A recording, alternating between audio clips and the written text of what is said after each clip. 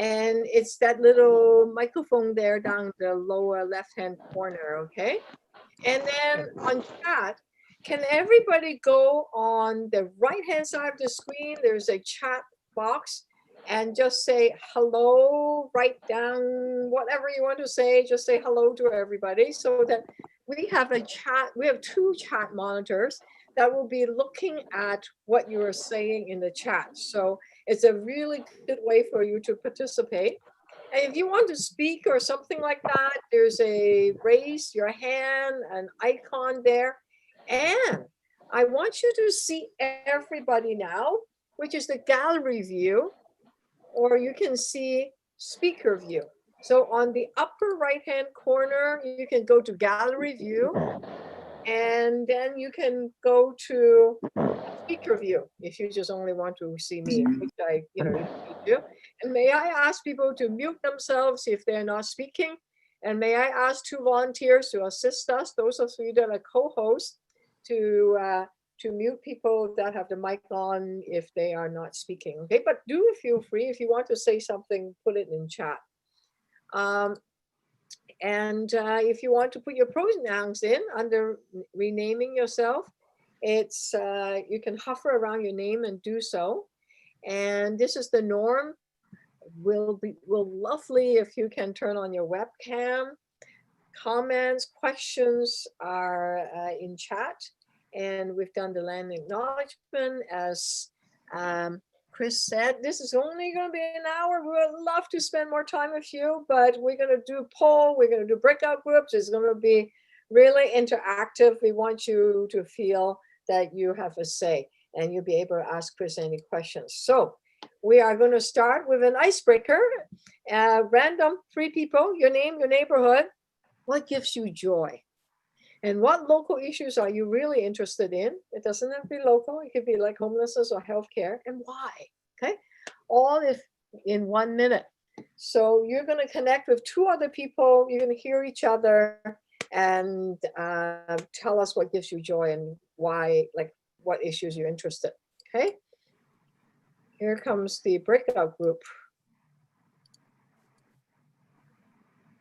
I don't have the host privilege yet. So we're actually streaming live on a couple other platforms. So in order to do that, we have to change to a different host. So we're just bear with us 1 minute, as once we get that streaming set up, we're then gonna switch back to giving Tanya the host, who will then separate everybody into groups of 3, so you can answer those questions. But in the meantime, Olivia and I'll take over. How long are you going to be? I'm going to say 1 minute. Okay, we are already 5 minutes behind. I'm just trying to say, please. Okay. You're a real taskmaster, Olivia. I like it. Good. Keeping us on schedule. Okay. Later on in the group, okay, we are going to be asking you something quite interesting. So I want you to start thinking about it. Other than what questions you want to ask Chris, we are going to, in the breakout group, do this. I'm going to show you on the chat, okay? And this is what your breakout group is like. And now Tanya is the host now. Yes. Tanya is going to bring us into breakout, into a quick 3-minute icebreaker.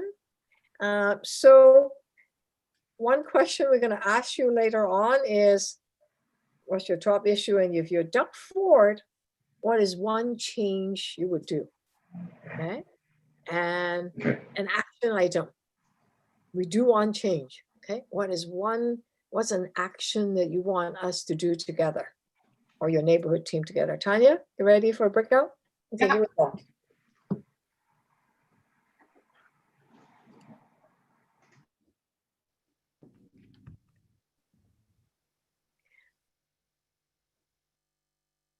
We want to encourage you, if you're seeing the breakout rooms, yeah, just click and move yourself in there. Tanya, mine is group number 5, so. Yeah, just don't go to that one. I don't, I'm not. Well, other people did, that's okay. There's it's between is 3 to 4 people. Okay.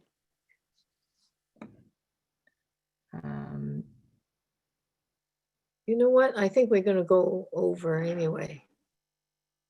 Brenda, put your screen on because right now you look like Chris and it's confusing, folks. It's okay. Nice photo. But you may want to open up your video. I might. JL phone, you want to bring him back?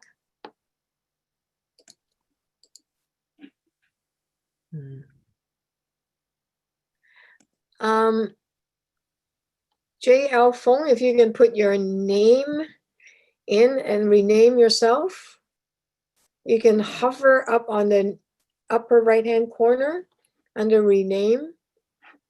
Same with number 1 York.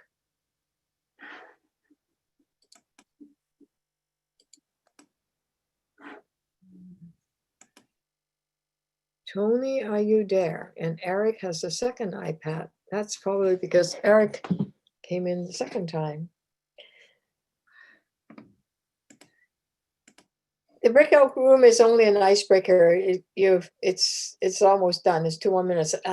Tanya, can you put in how many minute warning? Yeah, for sure. Sit 1 more minute. I will let people in if you can just put on the screen how many minutes people have to come back. Yep. I think it's another minute. 1 more minute. So we are still live streaming.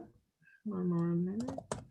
And can I encourage Ben, Aaron, Eric, Goya, Jan, Claire to open up your camera so we can see you, Ronnie. And Pat Kushko, I haven't seen you for a longest time, my God. You're looking Ben, good. hey.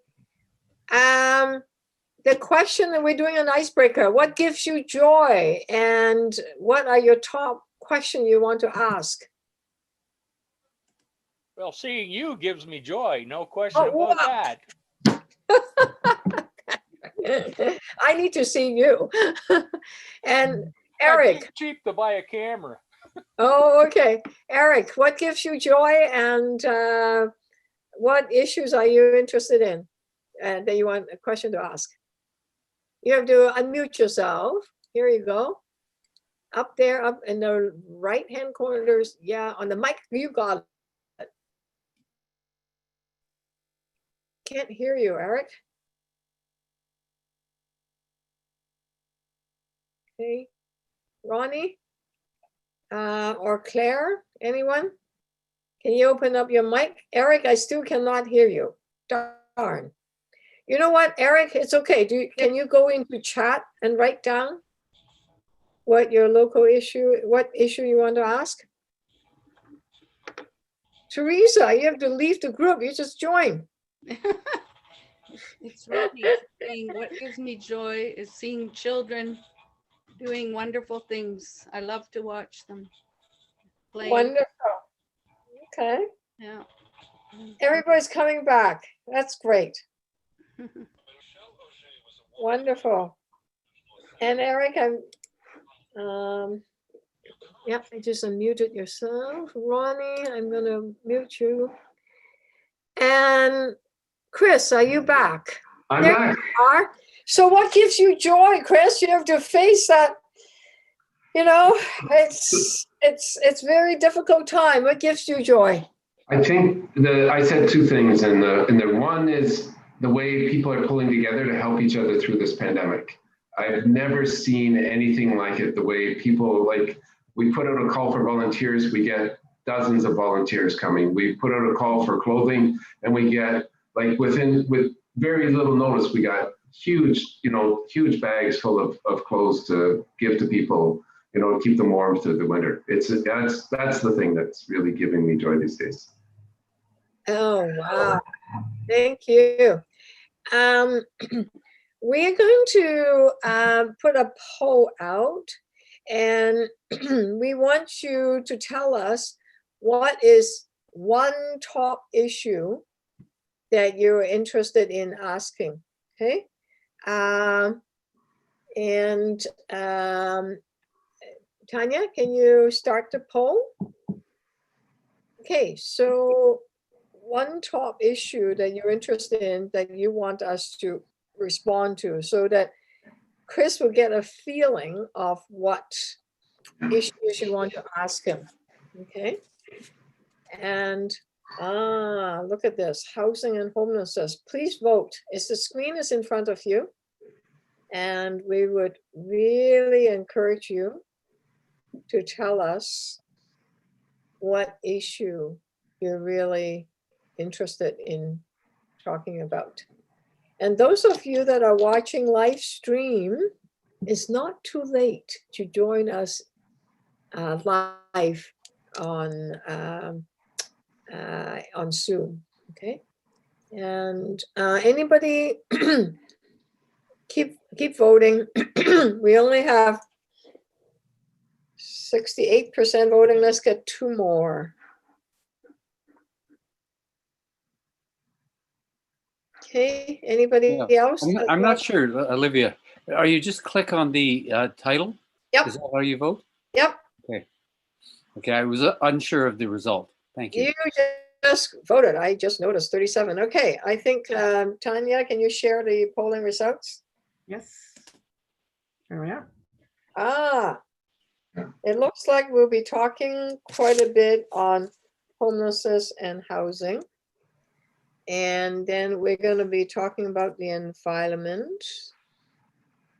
And then we will be talking about healthcare. And likely going to be about, if we have time, a bit about transit. Okay, thank you for sharing. And Chris. Okay. Encampment, homelessness, couch serving. People are really desperate in finding decent housing. Can you, to start off, understanding the challenge, what are some of the solutions that you think would be appropriate? And by the way, I want to encourage people to go on the chat and write down what you have to ask Chris on homelessness and housing. Okay, Chris? Okay, so obviously during the pandemic, especially in our writing, the homelessness has become much, much more visible. Whereas before encampments were sort of hidden away under the Gardner and other places, they're now in our parks. And we're, seeing the impact of that all the time. And I've gotten a number of emails about safety issues coming out of, both for the people in the encampments and for people in the neighborhoods around the encampments. It is a crisis, and it's a crisis that's been a long time in the making. And it's so what I think I'll go back, to how we got here. Between 1972 and 1996, we were building 15,000 affordable and supportive housing units a year in Toronto. Since 1996, and this quote is actually from the Globe and Mail from an article a couple of weeks ago. Since 1996, almost no affordable or supportive housing has been built. And so everything that we have now is actually been downloaded onto the city. The federal government used to build a lot of affordable housing. They downloaded onto the province in the 1990s. Then the province downloaded onto the city. And the city just doesn't have the tax base to build affordable housing. And so, if you look, and it's a sliding scale. It's not just, I usually think about this in terms of 2 categories. There's homelessness, and there's people who make a decent income, but can't afford to buy or even rent in our writing, because the average 1 bedroom is now well over $2,000 a month. And even if you're making, $40,000, $50,000 a year, that's not really enough to afford even a 1 bedroom. And so we've got those 2 categories, but it's really a sliding scale. And what's happened during the pandemic is that more people are falling off the bottom end. And so, we've got, as the housing prices have gone up, as the rents have gone up, more and more people are getting squeezed out. And the city's had a doubling in the last 5 years of the number of people who are actually sleeping rough and experiencing homelessness. So it's gone from 5,000 to roughly 10,000. I've had dozens of conversations with people in the riding about this. And everybody pretty much is in agreement on a couple of things. One is they want everybody taken care of. And we also want our communities to be safe, both for residents who are experiencing homelessness and also for residents around encampments. And what we need at the provincial level, I'd say all three levels of government need to step up and do more to address the housing crisis. The level of government that is most guilty is the provincial level. They've cut $160 million a year out of the Ministry of Housing budget. They've eliminated the goal. There was a stated goal of eliminating homelessness in Ontario by 2025. They've erased that goal. And the other thing that we've been asking for the province to do is the city has developed a housing plan that includes building 3,000 units immediately and 350,000 over the next 10 years. And that's something that they can't do it on their own. They need both federal and provincial funding to actually achieve those goals. But it is the plan that needs to be implemented if we're going to eliminate homelessness and all of the problems that come with it. Let's see, the other piece of this that we're starting to explore more and more is the way that mental health and addictions feed into the homelessness crisis and fuel it.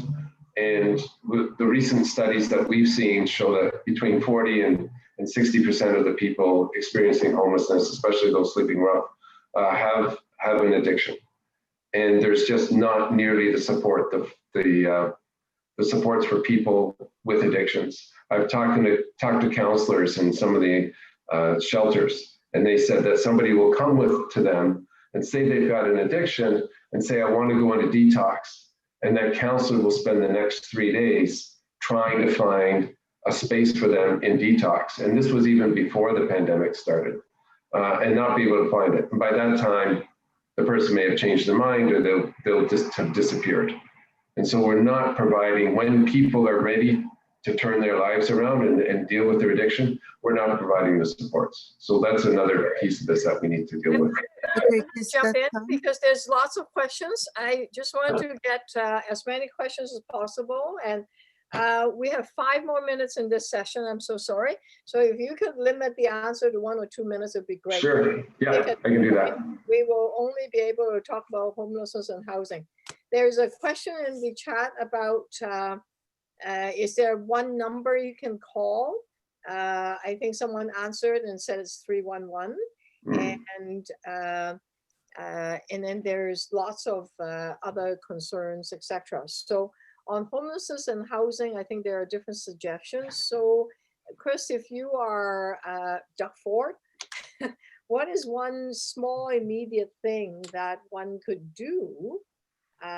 One thing that you feel is something that we can rally behind? I think that we need to declare a state of emergency on homelessness in Ontario, and that would mandate that the government provide the funds to deal with it. And it is, I mean, we had our first snowfall last night, so it is an urgent issue. We need to make sure that everybody has a warm place to stay for this winter. And then we need to actually provide long-term, stable, safe housing for everyone. Okay. Those of you that want, thank you, Chris. Those of you have questions, please ask it on the chat. And then, because we want to finish homelessness and housing first before we jump into another issues. And I don't see any other questions on homelessness, so we can in fact jump in. Liz, you're talking about tearing down and rebuilding conference center, etc. That's a local issue that you said, Presley is dealing with. Do you have any other questions on housing? And Julie has a very good question. What is the exit strategy for the homeless? And then we'll switch to health. And what kind of support are there available for homeless? So there aren't nearly enough supports. The city has got a winter plan, and I can't go into too much detail about it, but they have, I've been told today, I was talking to the city today, and they've allocated 560 emergency units. So they've got secured hotels, they've secured apartments, and they've also opened up a shelter in the Better Living Center in the CNE. And so they're doing what they can with the emergency crisis right now of winter coming and people being in encampments. But we need a longer term strategy, and we also need the province to step up, because the city has spent $200 million in emergency funding, in emergency housing for just this year. And they have not gotten anywhere near that amount of money from either the province or the federal government. And they certainly haven't gotten the commitment to implement their housing plan. Mm-hmm. There's another question that are co-ops being considered? I believe that, and then isn't there any federal money that got released by the federal government? It's skipping to the province because in case Fort just takes the money. So federal government going to the city, and city will then be able to create housing, right? You know, this is one of the most frustrating parts about it. There is a federal housing strategy, a federal provincial housing strategy, but it's been locked up by the province. So the province has not even been flowing through the federal money. So the federal government has done an end run around the province and actually given money directly to the city. It's not enough to implement their 10-year plan, but it's a start, and it'll help with, you know, this immediate winter. Mm-hmm. I think we have one more minute for one more questions. I'm going to switch it to environment. Chris, if you can give us a 1 minute of what kind of environmental issues and that it can be, that needs to be addressed. There's a bunch of questions on how many people are in encampment, are they out of town? All of those, the City of Toronto will likely have answers to that, okay? You know, I think when we look at the environment, we're facing another crisis, and everybody thinks about it in terms of crisis, but I really think of it in terms of opportunity. We need to retool our entire economy to be a fossil-free economy, and also to be an environmentally sustainable economy, so that we're not wiping out the ecosystem that actually sustains us. And there's incredible opportunity there for jobs, for, you know, friends of mine who live in mid-northern Ontario near Huntsville. They have 2 electric cars. Those, I've driven both. Those are 2 of the best cars that I've ever driven. So the technology is there, and it only costs them $6 in electricity to drive 500 kilometers. So a trip from Toronto to Montreal one way would be $6 in electricity versus whatever you pay in gas, you know, many, many times that. So the technology is there, but we need the government to actually support the adoption of the environmentally friendly technology that's there. Mm-hmm. There's a discussion online about worrying about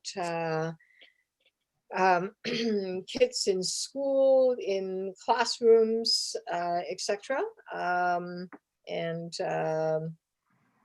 What is something that you can say about especially health? It looks like in Toronto, the numbers today is 330 or thereabouts in infection new cases.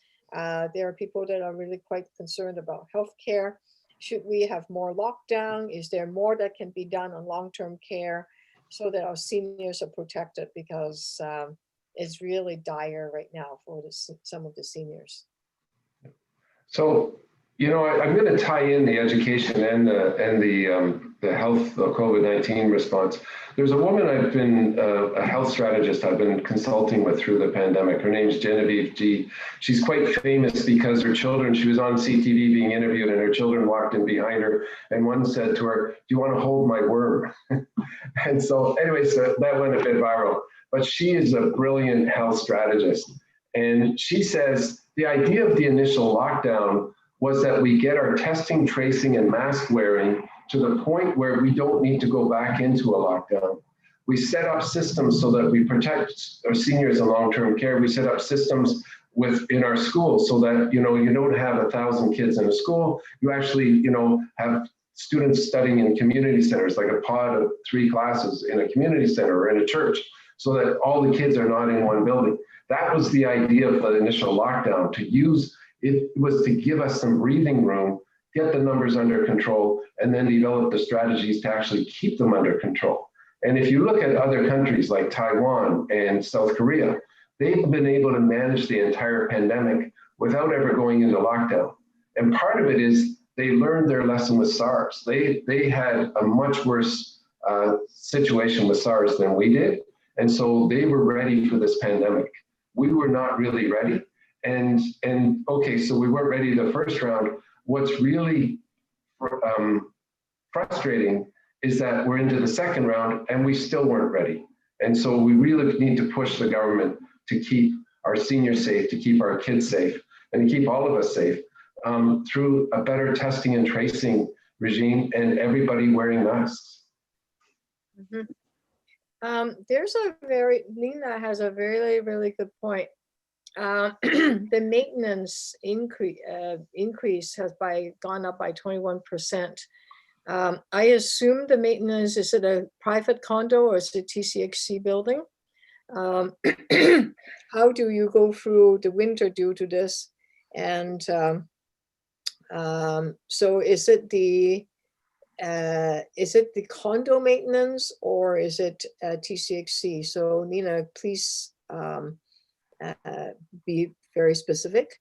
And if it's condo maintenance, I don't believe, Chris, you have much control over that, do you? I think not so much on, so the condo boards are run independently, but I'm actually developing a condo bill because the condo regulation needs to be changed.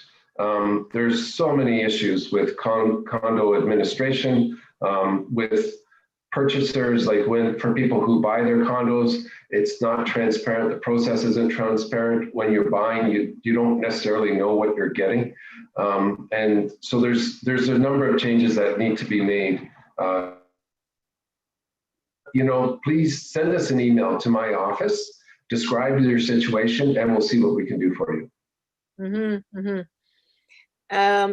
There is question, the last one, we touch on environment and healthcare. And there is a question here. Some of the issues that are on the chat is city related. But one last question before we break into groups is that there is recycling producer's responsibility.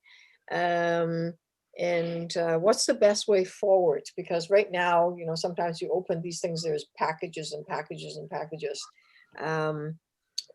It doesn't solve what's the best way forward in trying to reduce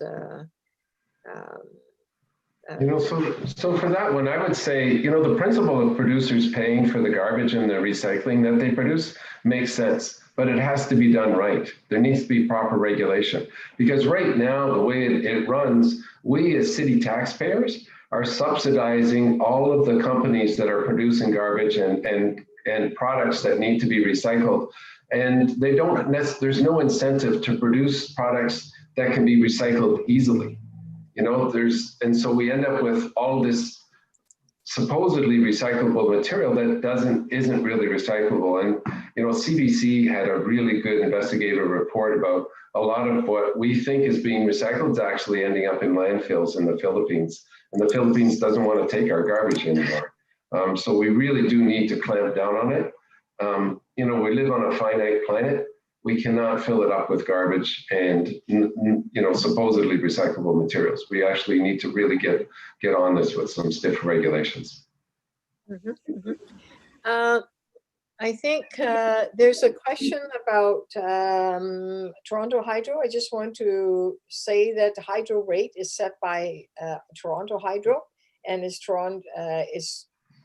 City of Toronto that put people in Toronto Hydro, for example, the board of directors. Okay, so the hydro issue, Ontario Hydro, and the delivery rates and all of that is something completely different. Tanya, do you have enough? Are you able to divide people into home rooms yet? Or yes, Yeah. Red, not Yes. Red, you are. Okay. Yes. Okay, let me just quickly respond to the hydro one. I mean, the hydro is a bit of a disaster in this province. We had a public utility hydro that provided us with 4-cent electricity from 1910 until 1995 when it was broken up and the privatization process started. So it was a competitive advantage to us to have a public utility. And I think we need to go back to that at some point. And I see a comment from Eric. Eric, my colleague Ian Arthur from NDP from Kingston and the Islands, he brought forward a private member's bill asking for the government to ban single-use plastics. It was voted down, but we will, hopefully in the next round, we will bring that in. Okay. We're going to now hear from you because we have such a large turnout. We can't hear everybody. We have 65 people participating. So we are going to ask you to break into your neighborhood groups. You're going to come back and report out what your team, some of the actions, some of the questions, especially action plan. So it's not just about one-way dialogue. We can also hear from you also. And we're going to report out, each group is going to come back, okay? Tanya is going to divide us into the groups. All right. So at the bottom here, you can go to the breakout groups and you can come right back. Tanya, you have a big group of people in this group. I'm Yes, not sure what you mean. because we are live streaming. So Okay. for people watching live stream, the people that I did not have your postal code, so I wasn't sure which one to send it to. I thought we'll have the discussion here. Okay. May I ask people that are still in the group that are not, that haven't moved off yet? Has everyone joined our group? No? No. So Aaron, Goya, Robert, you're here. Tony, Al, Jas. May I try Corey? Oh, want to see you, Corey. And Nina, you had a good point there on hydro, Nina. Mary, I haven't seen you for a longest time. It'd be lovely to see you. Is there any chance you can turn on your camera? Who is facilitating this group? I am. We have you. We have Banna. Banna, would you like? Who is it? Banna. Banna needs to turn on her camera. If not, it won't work. And we also have Hussein, who is a facilitator. Okay. Can you? Oh, there's Banna. Perfect. It's Angela. And Angela. Oh, can you rename? Hi, Olivia. Angela, can I help you We've rename been it? paddling So together. who is? Oh, of course. Banna is going to facilitate. Can you break us into two groups here because this is a big group, so that we can hear everybody? Can you send Banner and 4 or 5 people into a group? Sure, I'll do that now. And whoever want to stay, maybe Vera. Sorry, Olivia, I'm not too sure exactly what I'll be doing in this group. Oh, you did not. I've been working with the streaming stuff, so I'm not too So you don't know what you are facilitating. Okay, never mind. No. Do I just, or am I just talking, No, it's okay. asking Don't worry questions? about it. Don't Okay. worry about it. It's okay. We don't. Sorry. That's okay. We don't have any more facilitator, right, Tanya? Hussein, you were on the, you got the briefing? Yeah, but I just don't know what I'm going to be speaking about other than local issues. Is that what you want us to talk about? Yeah, you know what? Okay, so why don't we go around and skipping Banna and Asan. So we're going to do a quick go around to say your name, your neighborhood, and what is one change you would do if you're Duck Ford. I'll start with Vera. And then after that one quick round, so we could hear from everybody, we're going to hear what action you think should be taken. Hassan, may I trouble you to keep time, that 30 seconds to 1 minute for each person? Okay, Sure. no more than 1 minute, probably closer to 30. Vera, so what is your top issue? And if you're duck forward, what is one change you would do? Unmute yourself, would be great. Avira? I don't know. Oh, Aviva, sorry. Aviva, I'm Yes. sorry. I'm sorry. Hi. Can I just sit out for a little bit until I hear a few Sure. people? What? Yeah, Ashley, what about you? I'm not hearing you, Ashley. Liz. Ashley, are you a facilitator? Yes, you can hear me. I know how to unmute myself. Perfect. Perfect. Ashley, are you a facilitator? I live at 10 Yonge Street and I've been here for 15 years. And I'm really concerned about how much overcrowding is happening down on the waterfront. We have many, many buildings going up, 2 twin towers next to me, 85 stories and 95 stories. I know that some of them have maybe a few rent geared to income units in them. That's how they got built and approved, but it's not going to be enough. And given the fact that there are so many rentals and so many for sales of condos on the waterfront, you just have to look that up at condos.ca.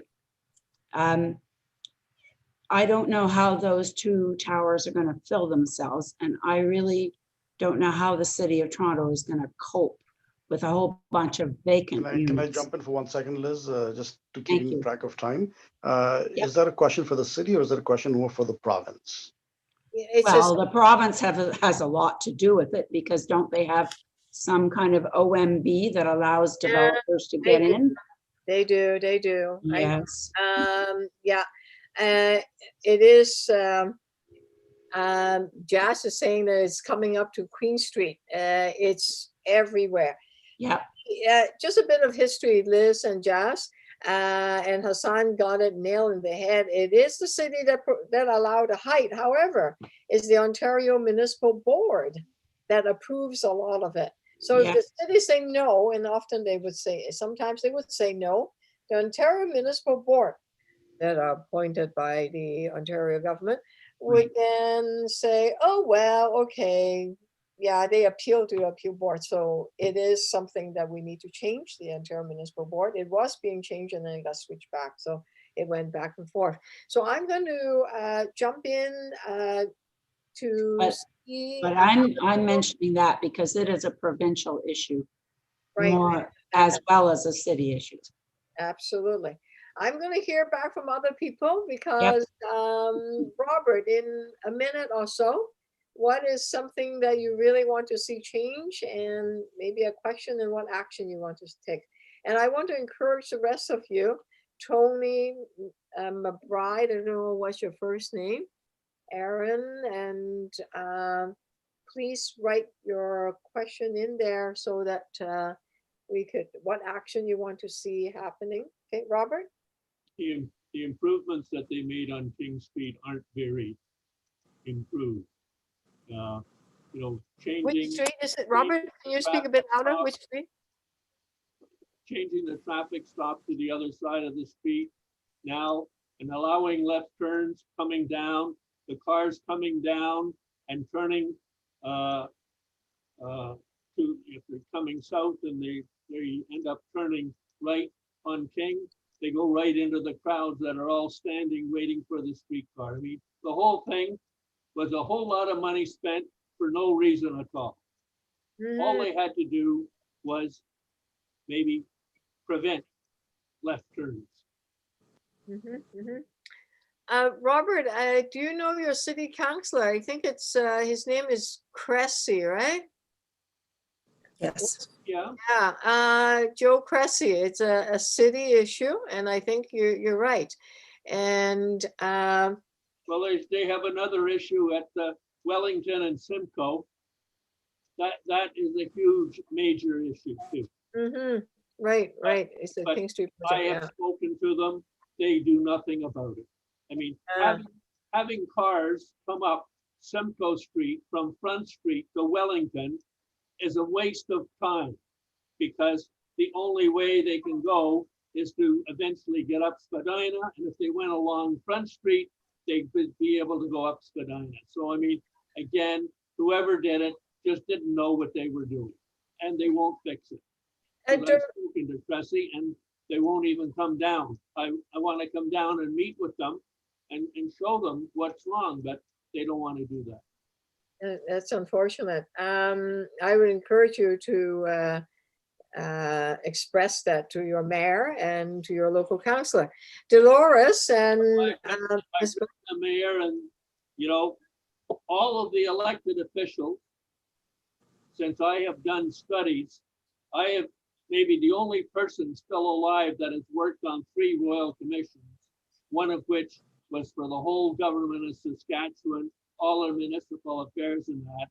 And it's unfortunate, but municipal people, if it's not their idea in the first place, they never do it. So what you have to do is speak to an elected person for 5 minutes and tell them about the wonderful idea that they came up with 5 years ago, but never let them know. Just keep talking about it for 5 minutes and then give them your idea, and maybe they will think it was their idea and they'll do something about it. Okay. That's a good point, Robert. And I think, as Olivia said, it may be a better idea to direct it to Joe Cressy, So who's I'm the going to jump councillor. in and let other people, there's 8 or 9 other people that have not had a chance to ask a question or think of some action. Tony, are you there? I only see a photo of you.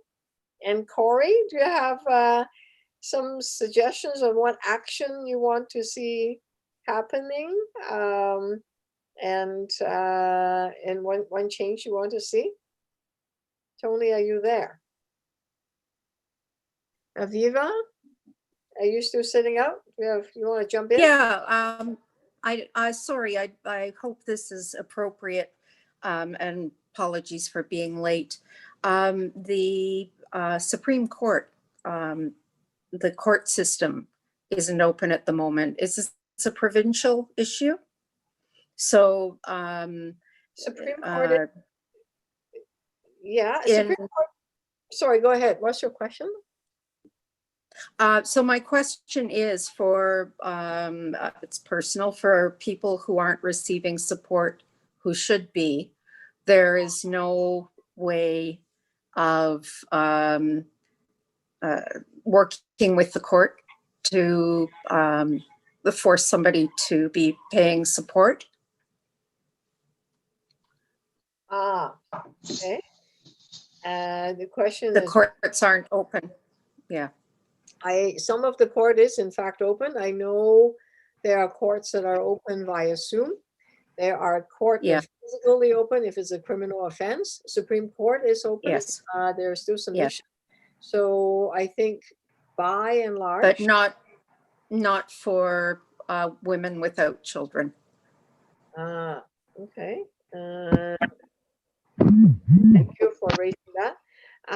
Any other folks that have issues that are concerning, for example, homeless housing, something that we could do together from the waterfront? I see that most of you are from the waterfront. Chris is just joined back over here. Olivia, if I may jump in and yes, please. present the moderator, I also live in the downtown riding in Spadina, Fort York, where Chris lives. And this may be a shameless plug, but Chris has done a phenomenal job in terms of on Sundays, what he does on Sundays. However, and I've mentioned that to Chris as well, it's more like a Band-Aid approach. Oh, yeah. Is there a long-term strategy other than showing up on Sundays? And like I said, Chris has done a human's job. He's obviously it's a great work and service. However, what is a long-term strategy? What is something more sustainable rather than feeding people on Sundays or one day a week? Maybe a question more for Olivia and or Chris. Let me actually respond to that. So we do run a Sunday food and care program, and Hussein, you've come out and it's, we've got a lot of volunteers. It's amazing. And it is, I mean, I recognize this is just a stopgap measure. Like this is just to keep people alive, to keep them warm, in the immediate term. And we need long-term sustainable solutions. And the city's housing plan is actually a step in the right direction. If they could get provincial and federal funding for that plan, I think within 10 years we would end homelessness in this city. And then the other piece, but the federal government, the provincial government need to step up for that. The other piece is the mental health and the addiction issues. We have an opioid epidemic in this province, and I'm looking right now for a plan to fix it. And one of the frustrations is the provincial government, the Ford government, actually canceled the research that was developing the plan to deal with the opioid epidemic. And it's not just in Toronto, it's not just in Ontario, it's an international opioid epidemic, especially centered around both crack and fentanyl. And we need a long-term solution. So I've got a work group that's working on those longer-term solutions as well. Great, thanks, Chris. Mm-hmm. Jump in. Who is it that haven't spoken? Dolores, Gloria, Patricia, Tony? Do you folks have question? Aaron Ree, are you on screen? No? Okay. Dolores is in a listening mode. Do you have a question or? Aaron, I live in Duffin. We're worried about the closed storefronts and small business in the neighborhood. How can we help these small business? That's a very good question, Chris. Okay, so I think as individuals, obviously we should be shopping local, and get out and support these small businesses. At the government level, we need a number of things. And we had 3 months of committee hearings with small and medium-sized businesses across the province. They were all asking for similar things. They need mortgage relief from the banks. So they need the banks to step up and stop collecting interest on mortgages while businesses are closed down. They need insurance regulation. There's one restaurant whose insurance rates went from $7,000 to $30,000 a year because of the pandemic liability. And it's breaking them. The other thing that they need real rent relief. The rent relief program, the commercial rent relief program that was created by both the federal and provincial governments, it all had to be done by the landlord, and 85% of landlords are not picking up on it. And so these businesses are going bankrupt. They just can't afford it. Like a Queen Street, a storefront on Queen Street or just about any street in our riding goes for $10,000 a month or more. So if you're shut down for 3 months, you just can't survive. And we need these businesses to survive in order to refloat our economy when this is done. Like we need those businesses to be intact in order for them to be hiring people and rejuvenating our economy. So it's only fair to those businesses that they get the government support that they need, but it's in our own interest as well for the government to provide those supports to keep them solid. Hassan, you're a very active member in the waterfront. I see Liz, you've been around for quite a while. I see 3 or 4 real leaders down the waterfront. Whether it's the Ontario Municipal Board or building more cooperative. Dolores has a really good question. The insurance going up the roof, the hydro is going up the roof, everything is going up the roof except salary. Is there something that the waterfront people can do? Okay, we come together to deliver food, to help each other. That's great. But can we come together in the waterfront to do some advocacy and some pushing collectively? Because Ontario Municipal Board, I see there are, there are a lot of things we can do. So we can help each other out regarding quotes, insurance that are gone up the roof, for example. Liz have some suggestions. Hassan, is there something that you can do to bring the team together and help deal with some of these issues? I'd love to, Olivia, and knowing Chris and knowing what his, I guess, a couple of bills or a couple of points that he's raised. I guess one was about the elevators. Chris, if I'm not wrong, you talked about elevators in buildings and condo, high rises and mandating number of elevators. That's a good idea. I introduced Chris to Airbnb, and I think they've done a great job in terms of limiting the number of Airbnbs within the downtown, within the waterfront community. So I think I'm happy to work with Chris or other people within to sort of move Okay, on the agenda. can you, yeah, we can't hear you. Hassan, can you come closer to the mic or get rid of your earphone or whatever? Your earphone has been buried by your coat. Oh, yeah. is this better? Yeah, we heard. Okay, great. Sorry about that. So a couple of points. Quarter, the last quarter we haven't heard.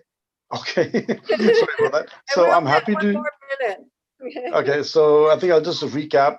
Chris has done a great job in terms of advocating for elevators and restricting or limiting Airbnbs. And I'm happy to work with whoever's on the committee on trying to work on those two agenda items. Mm-hmm.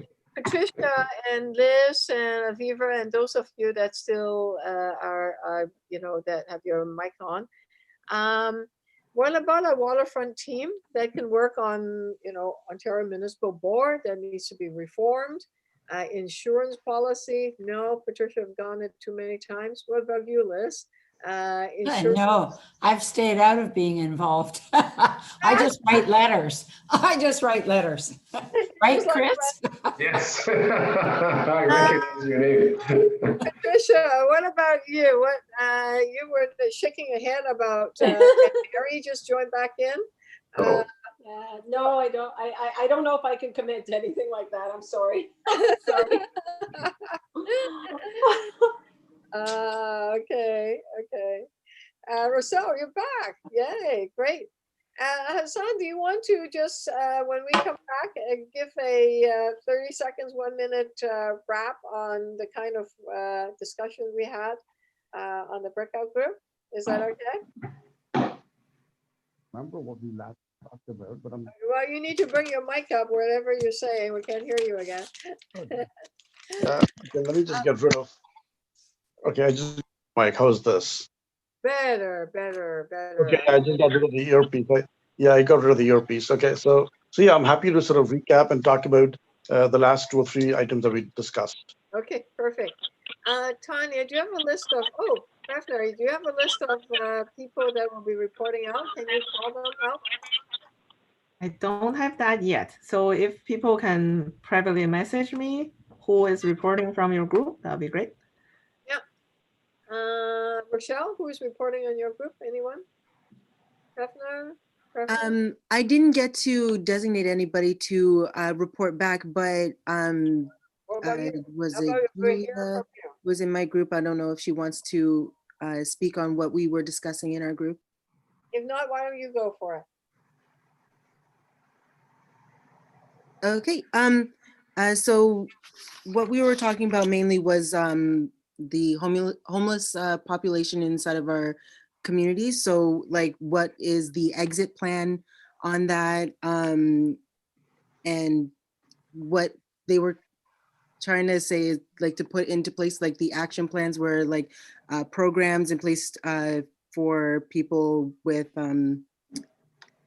trauma therapy and stuff like that, for addictions and stuff like that, sanitation for the encampments, getting certain people to attend more of these kind of council meetings. Yeah, so funding, more food banks, affordable housing, stuff like that. Any action plan from the team? Yeah, so that it was the programs and more funding for the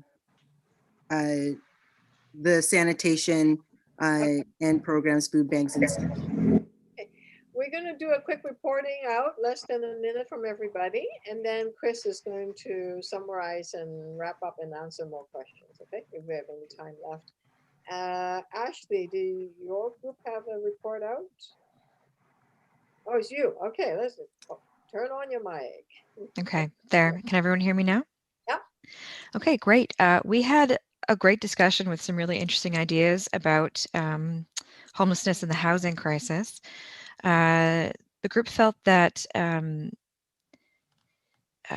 dedicating space in existing buildings was a good idea, and they also had this great idea about having mental health supports on site, kind of like what you were saying about having trauma therapy accessible to these people.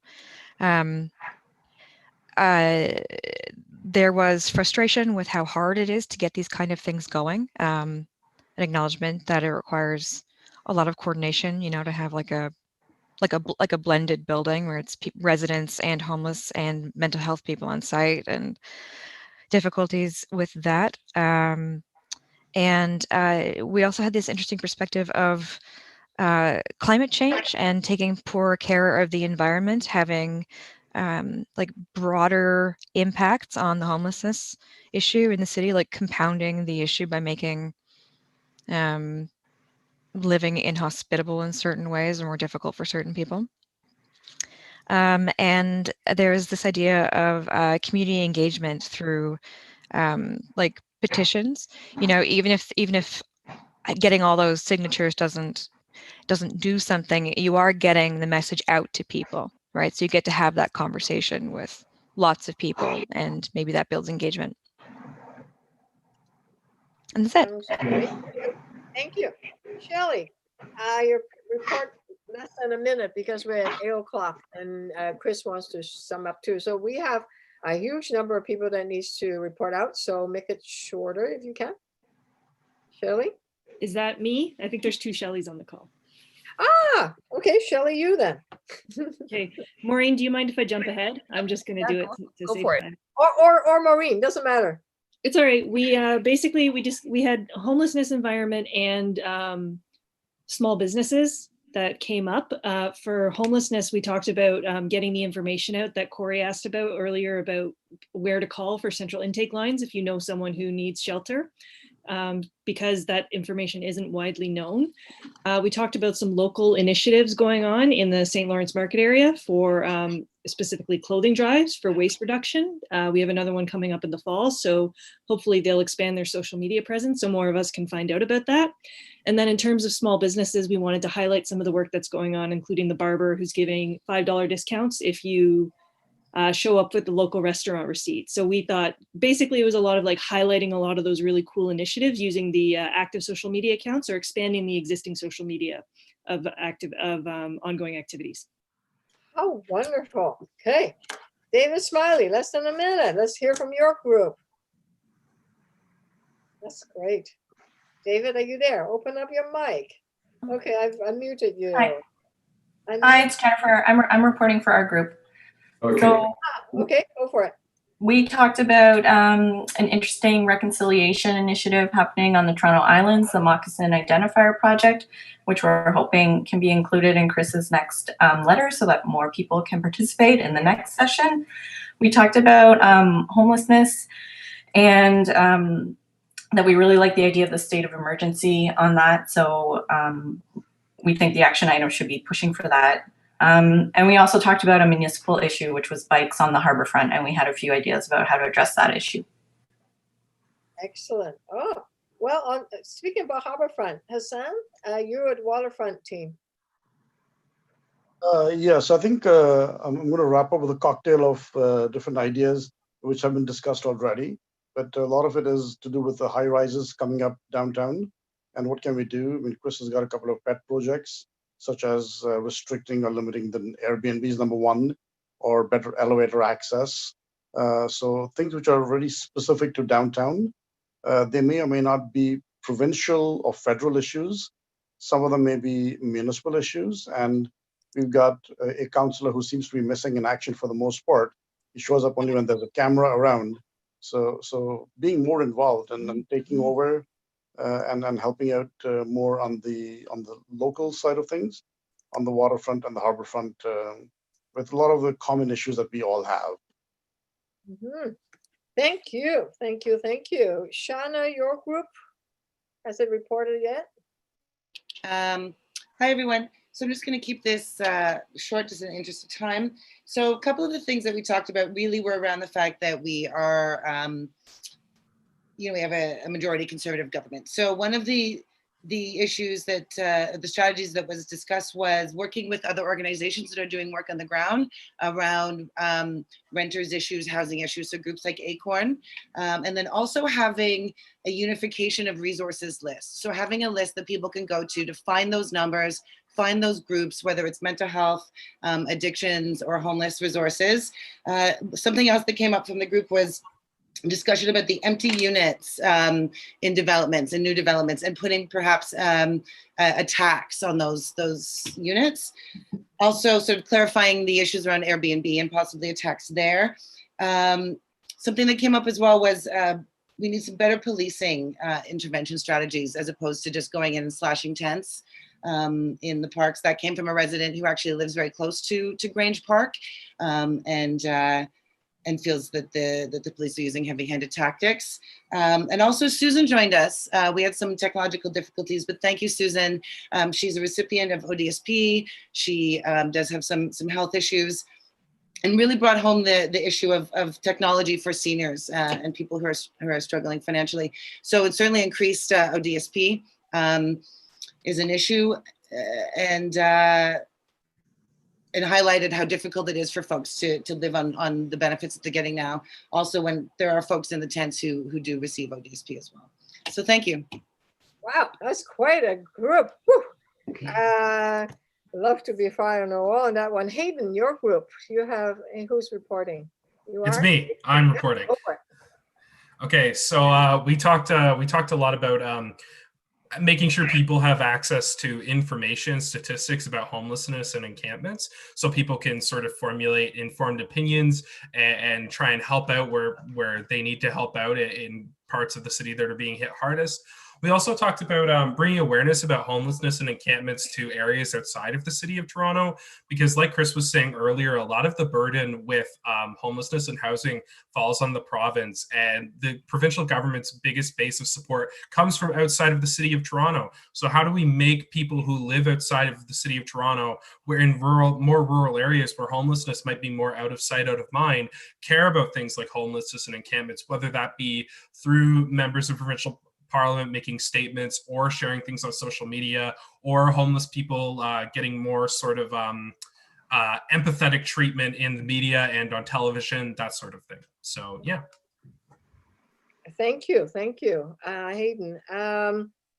Sian, your group? Is she there? Open up your mic. No? Who's reporting from your group? Going one, going twice, going third. We are about to skip. Okay. Charles, your group. Charles? Hi there, folks. So we discussed mostly housing and homelessness. So two big issues we identified were we need more social housing and co-op housing. One of the people in our group was living in a co-op and was sharing that they just wouldn't be able to live in Toronto if they didn't live in a co-op. Makes housing totally affordable, or more affordable anyway. One of the other things we talked about was finding solutions not just for homeless people experiencing sort of, let's say, short-term homelessness because of the pandemic or things like that, but also they were saying that in their area, they see a lot of long-term homelessness where it's the same people, they're in and out of the system, and they're not getting help for their substance issues, or they're not getting help for their mental health issues, and the system's basically not working. So we talked about trying to bring these people in to find out why the system's not working with them and what they would like to see, basically why they're not getting the help they need. As far as what we as individuals could be doing, we sort of ran out of time at the end, but we talked about just as citizens calling representatives outside of your riding and trying to get their ear or build a broader base of support. So that's what we talked about. Thank you, Charles. Or getting a friend and relative that is outside the riding to call up there, especially conservative MPP would be great. Okay, we have 2 more people to report. Jennifer, your group, and Aidan. Oh, Sin. Oh. I was with Charles, Olivia. Oh, okay, good. Thank you. Sin, am I pronouncing it right? Sin? Yes. Sorry, I missed your call out earlier. My group was small but concise. So we talked about topic that is for homelessness. I think for many of us, that's quite a huge issue. And what was discussed was actually getting to know each of these folks and where are they coming from, and basically how do they come to the situation that they're in. So as much as it is dealing with the trauma and mental health issues and things like that, perhaps finding the source to where that's coming from. And then I suggested hopefully funding into those areas. But perhaps we, instead of funding, we should be more smart about it in terms of like collaborating with other folks who are already working on these types of issues. So short and concise, that was our group. Thank you. Have I missed any group? Jennifer, have I missed your group? We got everybody? Okay. Yeah, you got us. Jennifer, oh, there you are. I didn't see your face. Okay. Yeah, you got us. I was in David's group. Okay, perfect. Thank you. And this is Karen said, let's got Fort Cam out for a week, especially last night, huh?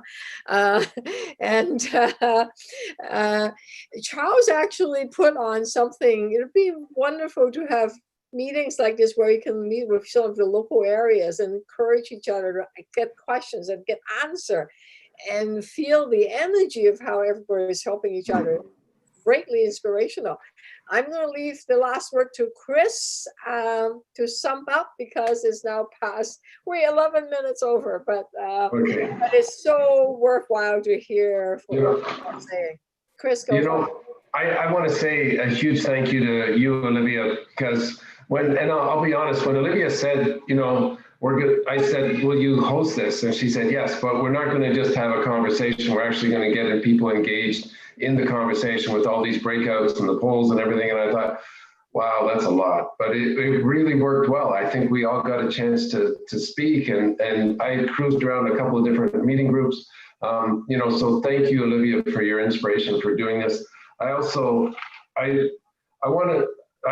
just give the thank yous, and then I'm going to talk about what next steps. So, I want to thank Pranav and Tanya, Nancy and Benna for putting this all together. The technology was just phenomenal, the promotion, everything.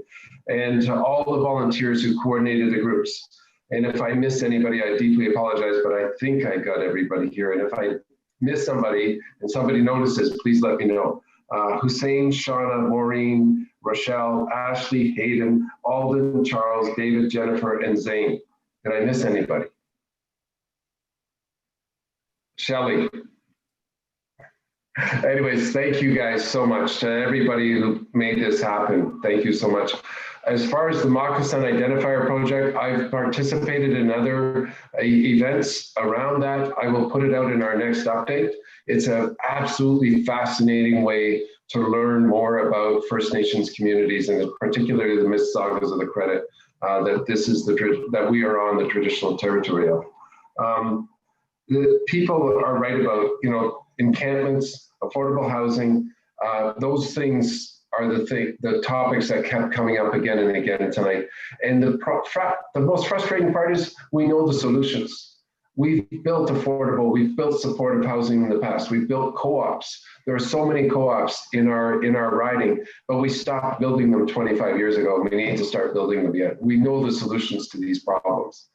We've had slums in Toronto before, and we've had tent cities in Toronto before, but we fixed it by building affordable and supportive housing, and we need to get back to it. So I've got a work group on homelessness and on affordable housing. If you're interested in joining, please send an email to my office, and we'll sign you up, and then you'll start getting the emails about when the next meetings are. As far as ODSP, somebody talked about ODSP. I also have a work group that I've been hosting for almost 10 years on disability advocacy. And if you're interested in joining that group, again, email my office. And, you know, I will just, you know, end on a positive note. We do live in an incredible riding, you know, I would say, and the most incredible part of the country in our riding in Toronto. It's just so exciting. There's so many things happening here. And it's, you know, the things that we're doing, we're in this crisis with the pandemic and we've got other issues that we need to resolve, but all of these issues are resolvable just by sticking together and working together. So I want to thank everybody, all of you, for participating tonight. It's been wonderful to see your interest, to get your questions. And my office is you know, always open. If you have a question or some, you know, an idea that you want to share, please email my office and we'll do our very best to get back to you. Okay. Again, thank you everybody for participating. Thank you for everybody who made this evening happen. And let's give a round of applause to the coordinators for all of this. And you can do it physically.